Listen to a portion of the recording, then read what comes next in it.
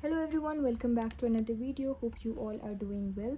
सो आज की वीडियो में मैं आप लोग को थोड़ी सी एंट्री टेस्ट की गाइड दूंगी, क्योंकि इस वीडियो से पहले मैं 2 वीडियोस अपलोड कर चुकी हूँ, पार्ट 1 एंड 2, जिसमें मैं बेस्ट यूनिवर्सिटीज़ ऑफ पाकिस्तान के बारे में मैंने बात की थी। टॉप 10 यूनिवर्सिटीज़ का मैंने बताया था कि कौन सी यूनिवर्सिटी किस चीज़ में अच्छी है और क्या उसके प्रोज हैं, क्या उसके कॉन्स हैं। अगर वो दोनों पार्ट्स आपने नहीं देखे तो make sure to go and watch them.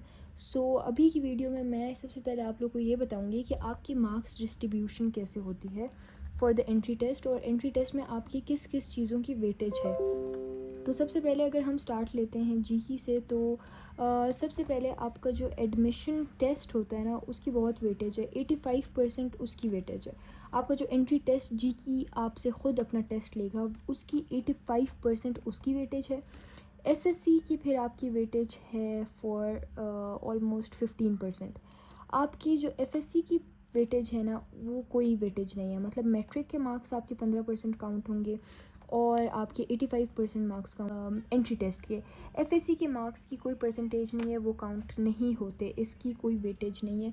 तो ये सिर्फ ये दोनों चीज़ें, इससे आपका एग्रीगेट बनेगा आपके एंट्री टेस्ट के मार्क्स और आपकी एसएससी के मार्क्स। हर यूनिवर्सिटी का अलग क्राइटेरिया होता है, अब हर किसी का अलग क्राइटेरिया होता है। और अगर आपने ओ लेवल्स या ए लेवल्स किया हुआ है तो आपके ओ लेवल्स के मार्क्स काउंट होंगे। अगर आपने मैट्रिक किया हुआ है तो आपके मैट्रिक के मार्क्स काउंट होंगे और एंट्री टेस्ट के होंगे। अगर ओ लेवल्स किया हुआ है तो ओ लेवल्स के होंगे और साथ ही उसके होंगे एंट्री टेस्ट के। ए लेवल्स के मार्क्स और एफएससी के मार्क्स काउंट नहीं होते। ये बस 2 चीज़ों से आपका एग्रीगेट बनता है। तो अगर आपके मैट्रिक के मार्क्स अच्छे हैं so well and good for जीकी। और इसमें ये होता है कि आपका जो एंट्री टेस्ट अगर आप इंजीनियरिंग का दे रहे हैं, सो आपको फ़िज़िक्स का टेस्ट उसमें होता है, फ़िज़िक्स के एमसीक्यूज़ होते हैं और आपके साथ ही मैथ्स के होते हैं और इंग्लिश के होते हैं। हम यहाँ पे पेपर का सिलेबस भी देख लेते हैं। जीकी टेस्ट सिलेबस यहाँ पे आपके पास आ जाता है सारी डिटेल्स, और ये आपके पास आ गए टेस्ट सिलेबस। तो यहाँ पे जाएंगे इस वेबसाइट पे, और ये जो आपने अगर देखें कंप्यूटिंग और इंजीनियरिंग टेस्ट देखना है तो ये आप क्लिक करेंगे। आईसीएस वाले बच्चे और प्री इंजीनियरिंग वाले दोनों यही क्लिक करेंगे। तो अभी आपको यहाँ पे नज़र आ रहा होगा, आपके पास मैथ्स के टॉपिक्स दिए हुए हैं, ये सारे आपके पास आएंगे टेस्ट में। फ़िज़िक्स के सिलेबस दिया हुआ है और इंग्लिश का सिलेबस दिया हुआ है। तो यही चीज़ें आपके पास आएंगी, दैट सेट, और कुछ नहीं आएगा। और मार्क्स डिस्ट्रीब्यूशन तो बता दी है। अच्छा, जीकी के टेस्ट में अप्लाई करने के लिए या पेयर होने के लिए प्री मेडिकल के स्टूडेंट्स डायरेक्टली अप्लाई नहीं कर सकते जाके इंजीनियरिंग के टेस्ट में। अगर आपने एमडी कैट खुदा ना खास्ता आपका नहीं हुआ और आप इंजीनियरिंग साइड पे आ रहे हैं और अब आप जीकी में अप्लाई कर रहे हैं, तो ऐसा नहीं होगा। आप पहले एडिशनल मैथ्स का पेपर देंगे, उसको पास करेंगे, फिर उसके बाद आप मैथ्स की प्रिपरेशन करके जीकी में टेस्ट देंगे। ऐसे डायरेक्टली प्री मेडिकल वाले नहीं दे सकते टेस्ट। अब हम आ जाते हैं नस्ट की तरफ। नस्ट का जो सिलेबस है वो भी पहले उसमें केमिस्ट्री हुआ करता था फॉर प्री इंजीनियरिंग, और आईसीएस वालों के लिए कंप्यूटर का पोर्शन होता था। तो अब वो दोनों निकाल दिए। अब इसमें भी यही होता है कि आपके जो है ना एमसीक्यूज़ आते हैं, वो आपके बेस्ड होते हैं 4 पार्ट्स होते हैं, 3 पार्ट्स होते हैं, इंग्लिश, फिज़िक्स एंड मैथ्स। ये 3 सब्जेक्ट्स आपके हैं और ये सब्जेक्ट्स हैं आपके। Here you go. Pre engineering, pre medical और आईसीएस जितने भी बच्चे हैं, अब वो सारे टेस्ट दे सकते हैं मैथ्स, फिज़िक्स और इंग्लिश का। अब प्री मेडिकल वाले बच्चों का एडिशन इस साल, आई थिंक इस साल हुआ है, और केमिस्ट्री की और कंप्यूटर की एग्जाम्शन भी इसी साल हुई है। पहले केमिस्ट्री का भी टेस्ट होता था, कुछ परसेंटेज होती थी केमिस्ट्री का भी फॉर प्री इंजीनियरिंग, और कंप्यूटर का होता था फॉर आईसीएस स्टूडेंट्स। अब वो केमिस्ट्री और कंप्यूटर बिल्कुल निकाल दिया है, बस मैथ्स, फिज़िक्स एंड इंग्लिश का टेस्ट देना होता है। प्री मेडिकल वाले बच्चों को एडिशनल पेपर की ज़रूरत नहीं पड़ती, वो डायरेक्टली आके पेपर दे सकते हैं। यहाँ पे आप क्लियरली ये पढ़ सकते हैं, ये अभी ऐड हुआ है ये पॉइंट कि candidates of pre medical group or equivalent qualification applying for engineering programs without taking additional math will appear in NET exam paper. However, it is mandatory to clear the condensed mathematics course of 8 weeks offered by NURST prior to admission. To register for the course, अब इसमें ये scene है कि अगर आपने बग़ैर additional maths के जाके पेपर देना है नस्ट में, तो आप जाके दे लें, आपका हो सकता है एडमिशन हो जाए। तो आपका एडमिशन हो भी जाए तो फिर नस्ट आपसे एक कोर्स करवाएगा 8 वीक्स का, जो कि मैथ्स का होगा, और आपने उसको पास करना है, उसको क्लियर करना है। अब जब आप उसको क्लियर कर लेंगे, ये सारा प्रोसेस आपके एडमिशन से पहले होगा, फिर आपका एडमिशन इजीली हो जाएगा। लेकिन अगर क्लियर नहीं हुआ तो फिर नहीं होगा। इसी तरह यहाँ पे दूसरा पॉइंट भी आ जाता है, candidates of pre medical group और equivalent qualification applying for computing groups without taking additional maths exam will appear in NET exam. तो वो हो सकते हैं एनईटी में जाके अप्लाई कर सकते हैं। आपका जो प्री मेडिकल के बच्चे हैं, अगर वो अप्लाइड साइंसेस में करना चाहते हैं, जैसे biotechnology, bio informatics, bio BS chemistry, इस तरह की चीज़ों में, तो फिर उनका मैथ्स की जगह 50% बायो होगा, या फिर 30% केमिस्ट्री होगा, 20% इंग्लिश होगा। बिज़नेस में करना चाहते हैं तो 50% मैथ्स है, 50% इंग्लिश है। आर्किटेक्चर में डिज़ाइन एप्टीट्यूड आपका 50%, मैथमेटिक्स 30, इंग्लिश आपके पास 20% है। नेचुरल साइंसेज में 50 मैथ्स, 50 इंग्लिश। तो अब हम आ जाते हैं कि इसकी जो मार्क्स डिस्ट्रीब्यूशन है वो किस तरह से है। देखें, ये आपके पास आ गया है नेस्ट का। अब नेस्ट में ये सीन है कि आपके 75% मेरिट पे डिपेंड करता है, आपके एंट्री टेस्ट पे डिपेंड करता है 75%। बाकी आपके जो है ना मैट्रिक के जो मार्क्स हैं वो 10% ऐड होंगे, और एफएससी के मार्क्स वो आपके 15% ऐड होंगे।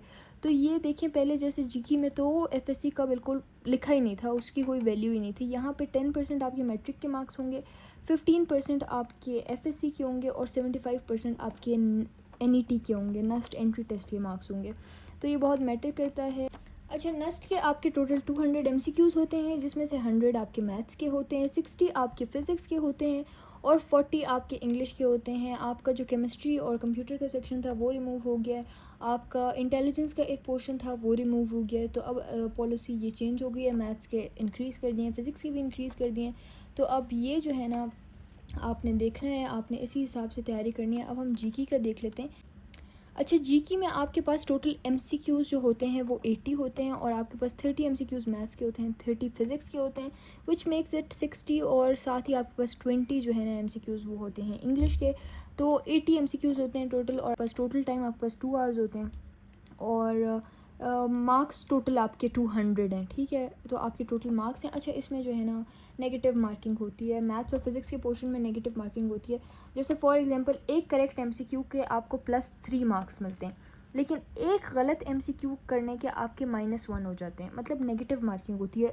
गलत एमसीक्यू करने पे मैथ्स और फिज़िक्स के पोर्शन में आपके 0 नहीं लगते, आपका -1 लगता है। ठीक है, समझ आ रही है बात। +3 लगता है एक करेक्ट होने पे। अगर आपने दूसरा एक इनकरेक्ट कर दिया तो आपके करेक्ट वाले में से एक माइनस हो जाएगा, मतलब करेक्ट वाले के भी 2 मार्क्स लग जाएंगे। सही है, तो नेगेटिव मार्किंग होती है जीके के टेस्ट में। इंग्लिश के पोर्शन में नहीं होती है, फिज़िक्स और मैथ्स में होती है। अच्छा, नेस्ट की अच्छी बात यह है कि नेस्ट के एंट्री टेस्ट में आपकी नेगेटिव मार्किंग नहीं होती, कोई भी negative marking physics, maths, English तीनों पोर्शंस में नहीं होती। जीके में जो है ना मैथ्स और फिज़िक्स में होती है, इंग्लिश में नहीं होती। वो तो मैंने आपको बता दिया कि किस तरह +3 होता है, किस तरह माइनस होता है। अच्छा, जीके का 2 आवर्स का होता है, और एनईटी की ड्यूरेशन 3 आवर्स है। अच्छा, नेस्ट का जो है उसके आपके 3 आवर्स होते हैं, जीके के आपके पास 2 आवर्स होते हैं। इसी तरह अभी हम फ़ास्ट का जो है ना देख लेते हैं कि आपके पास सब्जेक्ट क्या क्या हैं, कौन कौन से। अच्छा, फ़ास्ट का ये है कि आपके अलग जिस चीज़ में आप अप्लाई कर रहे हैं ना उस हिसाब से आपका टेस्ट चेंज होता है। लम्स में भी यही सीन है कि आपका इंग्लिश और मैथ्स का टेस्ट होता है, फास्ट में भी मैथ्स और इंग्लिश का टेस्ट होता है, बाकी फ़िज़िक्स का नहीं होता। जैसे अगर आप देखें, अगर आप बीबीए में करना चाह रहे हैं ना तो आपके पास आ जाता है 10% इंग्लिश, 15% ऐसे writing, 25% analytical skills and IQ, और 50% आपके पास बेसिक मैथ आ जाती है। इसी तरह बीएस इंजीनियरिंग अगर आप कर रहे हैं या सीएस करना चाहते हैं तो 10% आपके पास ऐसे इंग्लिश आ गया, 20% आपके पास आईक्यू आ गया, 20% बेसिक मैथ आ गई, 50% एडवांस मैथ आ गई। तो ये आप यहाँ से देख सकते हैं क्लियरली कि किसके कितने मतलब डिस्ट्रीब्यूशन है। और अच्छा, फास्ट आपकी जो है ना अच्छी खासी वैल्यू देता है आपके जो है ना एफएससी के रिज़ल्ट को। फास्ट में आपका 50%, सिर्फ 50% आपके एंट्री टेस्ट मैटर करता है, 40% आपका इंटरमीडिएट एचएसएससी मैटर करता है अगर आप ए लेवल्स के हैं तो ए लेवल्स, अगर और बाकी 10% जो है वो आपका मैट्रिक का जो रिज़ल्ट है वो मैटर करता है, विच इज़ ओ लेवल्स के बच्चों के लिए। तो ये मैं आपको बता दूं कि इसमें आपके मार्क्स बहुत ज़्यादा मैटर करते हैं एफएससी के और मैट्रिक के। मोस्टली एफएससी के, क्योंकि 40% है। तो अगर आपके एफएससी में खुदा न ख्वास्ता मार्क्स कम होंगे तो आपका मेरिट और एग्रीगेट बहुत बुरी तरह नीचे आ सकता है। अगर अच्छा होगा तो बहुत अच्छी तरह ऊपर भी जा सकता है। So this is a good thing as well as a bad thing. लेकिन जीके और नस्ट का ये है कि वो अपने एंट्री टेस्ट को इंपॉर्टेंस देते हैं। नस्ट 75% उसी को काउंट करता है, जीके 85% अपने टेस्ट को काउंट करता है। अब हम देख लेते हैं लम्स का। अच्छा, लम्स का आप लोग को अगर देखें तो ये एज सच कोई फ़िक्स्ड परसेंटेजेस नहीं है, जैसे सब ने बताई हुई है कि परसेंटेज इतनी परसेंटेज मैटर करती है। इन्होंने कोई नहीं लिखा हुआ, लेकिन ये बताया हुआ है कि आपका एल कैट लम्स का जो टेस्ट होता है वो एल कैट कहलाता है। तो वो लम्स का टेस्ट भी मैटर करता है और आपके मैट्रिक और एफएससी के स्कोर्स भी मैटर करते हैं। और मिनिमम आपको 70% मार्क्स चाहिए मैट्रिक और एफएससी में टू अप्लाई इनटू लम्स। और आपका टेस्ट भी, आप टेस्ट डेट सारे के देख सकते हैं। अच्छा, एक और चीज़ मैं बता दूं, नस्ट के 4 एंट्री टेस्ट होते हैं पूरे साल में। और एनईटी के डेट्स मैं आपको बता देती हूँ और किन किन जगहों पे कितने टेस्ट होते हैं तो वो मैं आपको बता देती हूँ। ये सीन है कि आपको ये यहाँ पे नज़र आ रहा होगा कि नेस्ट एंट्री टेस्ट के ये 4 सीरीज़ होते हैं। टोटल 4 टेस्ट हैं, एक नहीं होता साल में। तो सबसे पहला टेस्ट अगर आपको नज़र आ रहा है तो ये अक्टूबर और दिसंबर के बीच में होता है। टेस्ट आपका पहला वाला सिर्फ इस्लामाबाद में होता है, सिर्फ इस्लामाबाद में। सेकंड वाला आपका जो है ये होता है अराउंड फेब में होता है। और ये फेब में जब होता है तो ये कराची, कोयटा और इस्लामाबाद में होता है।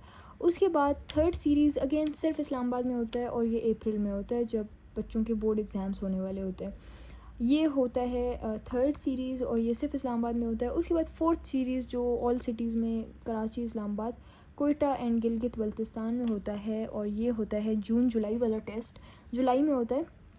और ये वो टेस्ट होता है जो आखिरी मतलब यूनिवर्सिटी स्टार्ट होने से पहले जो टेस्ट होता है ना, जैसे आजकल टेस्ट चल रहे हैं और ये वो टेस्ट हैं जो अभी स्टार्ट हो जाएंगे। सेशन जो स्टार्ट होना है ये उसके लिए फ़ाइनल टेस्ट है। तो ये इस तरह पूरे साल होते हैं। तो आप कोशिश करें कि ये जो आपकी सिटी में हो रहे हैं वो तो देना। अभी जैसे फरवरी वाले अगर आपकी सिटी में हो रहा है तो वो दें।